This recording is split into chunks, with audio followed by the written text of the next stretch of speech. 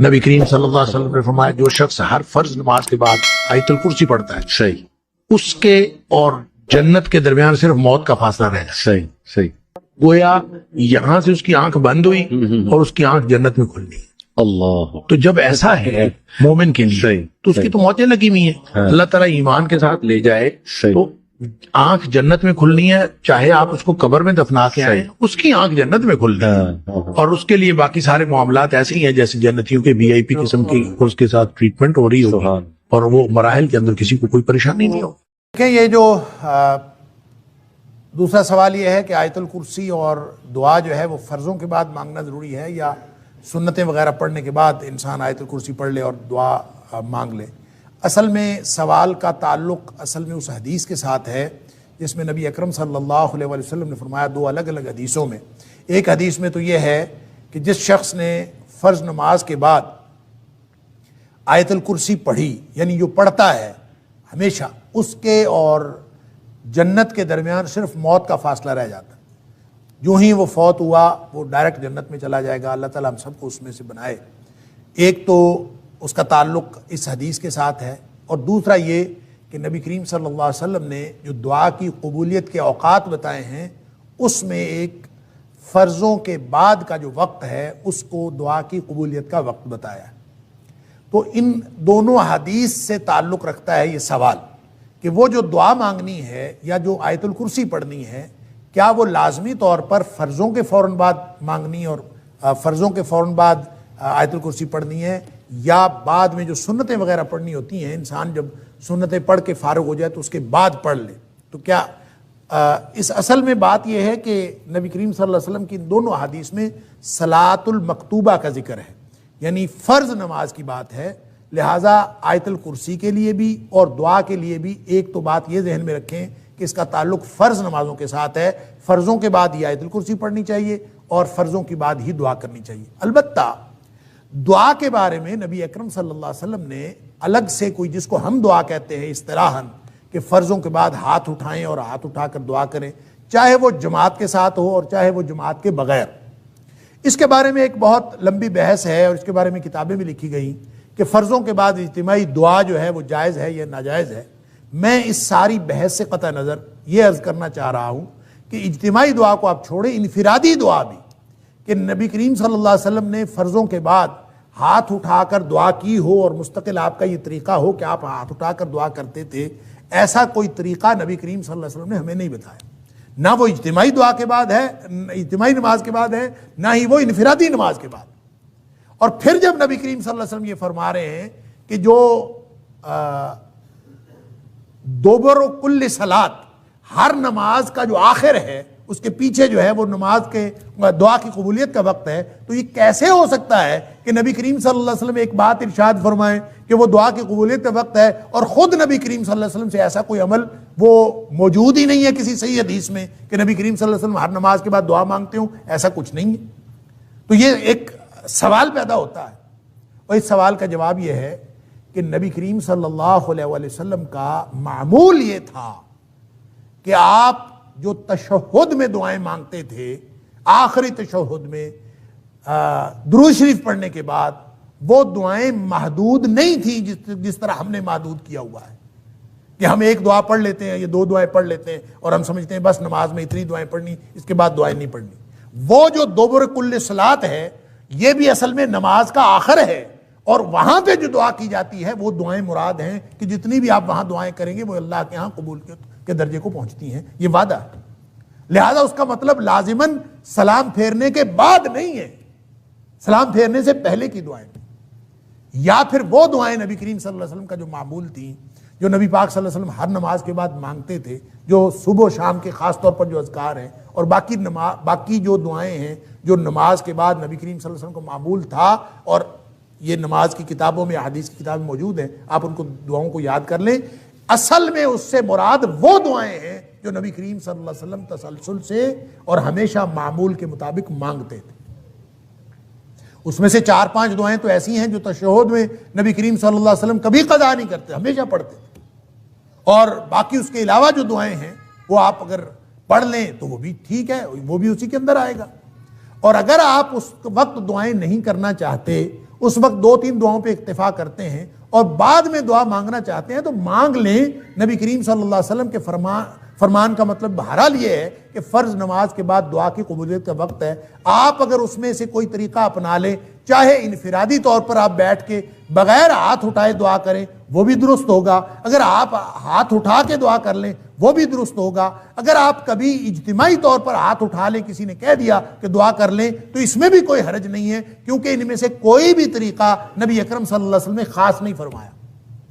البتہ خاص معمول نبی کریم صلی اللہ علیہ وسلم کا وہی ہے جو عام معمول تھا, اس کو اپنانا ضروری ہے. اس کے علاوہ اگر کوئی شخص دعا کرنا چاہتا ہے وہ کسی بھی طرح دعا کبھی کر لے تو اس میں کوئی حرج نہیں ہے, لیکن اس کو نبی کریم صلی اللہ علیہ وسلم کا مسنون طریقہ سمجھ کے نہ کرے, اس لیے کہ سنت ثابت ہوتی ہے حدیث صحیح سے. حدیث صحیح نہ ہو اور صحیح حدیث سے نبی کریم صلی اللہ علیہ وسلم کا عمل ثابت نہ ہو تو اس سے سنت ثابت نہیں ہوتی. لہٰذا جو ہماری بہن نے سوال کیا ہے اس کا جواب یہ ہے کہ جو دعا مانگنی ہے وہ چاہے آپ تشہد میں مانگیں سلام پھیرنے سے پہلے, چاہے اس کے بعد مانگیں, اور چاہے آپ ہاتھ اٹھا کے مانگیں, چاہے ہاتھ اٹھائے بغیر مانگیں, لیکن بہرحال یہ جو دعا کی قبولیت کا وقت ہے یا آیت الکرسی پڑھنے کا وقت ہے یہ فرضوں کے بعد کا ہے. جو قبولیت کا وقت بتایا گیا ہے یہ سنتوں کے بعد کا نہیں ہے. بہرحال دعا تو کسی بھی وقت مانگی جا سکتی ہے. اللہ تعالی ہم سب کو درست طرز عمل کی توفیق عطا فرمائے. واللہ اعلم بالصواب.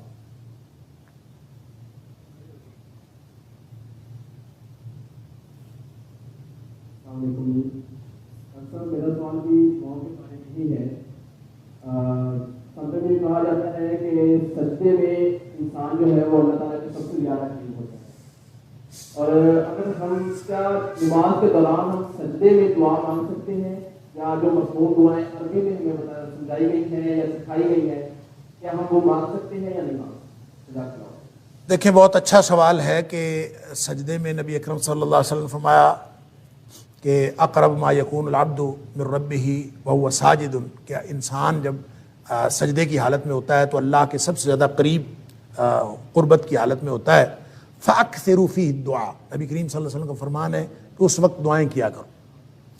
اب اس کا مطلب کیا ہے, کون کون سی دعائیں کرنی ہیں؟ کیا انسان ان سجدے کی مسنون دعاؤں کے علاوہ جو نبی کریم صلی اللہ علیہ وسلم سے ثابت ہے اور دعائیں بھی کر سکتا ہے کہ نہیں کر سکتا؟ اور پھر اس کے ساتھ اٹیچڈ ایک اور سوال بھی ہے کہ کیا انسان اپنی زبان میں دعا کر سکتا ہے کہ نہیں کر سکتا؟ اس کے لیے بہرحال ایک موقف تو یہ ہے اور بہت ہی ریئر ہے کہ انسان جتنی مرضی دعائیں کرے, اور فرضوں میں بھی نفلوں میں بھی جس نماز میں بھی جتنی مرضی دعائیں سجدے میں کرنا چاہے. فَأَكْثِرُوا فِيهِ الدُّعَاء کا منشا اور مطلب بعض لوگوں نے یہی سمجھا ہے, جو اگرچہ بہت ہی کم لوگ ہیں جو یہ کہتے ہیں کہ اس میں اپنی زبان میں بھی کوئی شخص دعا مانگنا چاہے تو مانگ سکتا ہے. لیکن یہ بات صلو کما رأیتمونی اصلی, نبی کریم صلی اللہ علیہ وسلم کا یہ جو فرمان ہے کہ نماز اس طرح پڑھو جس طرح مجھے پڑھتا ہوا دیکھتے ہو, یہ اس فرمان اقدس کے خلاف ہے.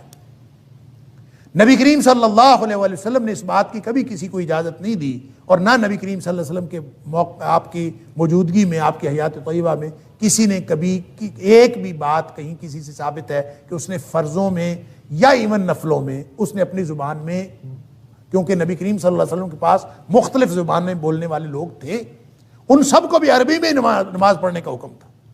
اس لیے تقاضا یہی ہے نبی کریم صلی اللہ علیہ وسلم کے فرمان کا کہ دعائیں وہی کی جائیں جو نبی کریم صلی اللہ علیہ وسلم نے کی.